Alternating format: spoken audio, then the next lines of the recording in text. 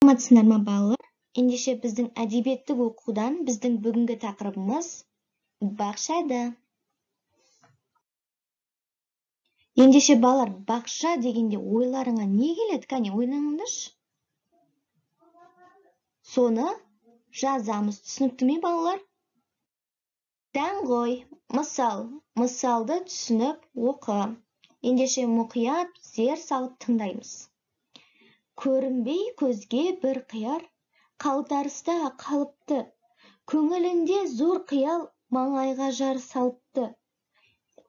Қарамай суық жауынға, қар түскенше мен болам. Қарбыз бенен қауынға қайтсемдағы теңесем. Үстемелеп салмағым алып болам, нән болам. Топырақтың бар нәрін тататын тек мен болам. Деді байғұс күрсініп, даңғойланды, мақтанды. Жел өкпелік қырсығы барлық сырын ақтарды. Бірақ болмай дегені, жетті уақыт мөлшері, тамырының қорегі таусылды да ол семді.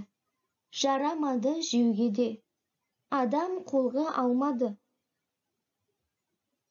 Жарамады жемге де, мал маңына бармады. Жарамаса кәдеге, құр жатқаннан не пайда? Өндірмесе дәнеме, мақтанғаннан не пайда? Есентай Ерботин.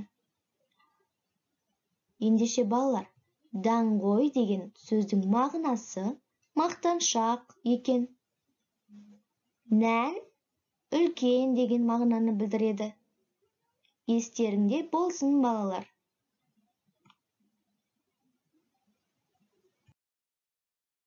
Ендеше, осы мысалдың авторы Есентай Ерботин Павлодар облысында туылған. Ақын және оның көптеген шығармалары, кітаптары бар. Өрнек, өнеге деген сияқты тағы басқа кітаптары өте көп. Ендеше сендерге тапсырма. Қияр туралы өз ойыңды жаз. Қияр туралы сен не білесің? Кәне, іске сәт.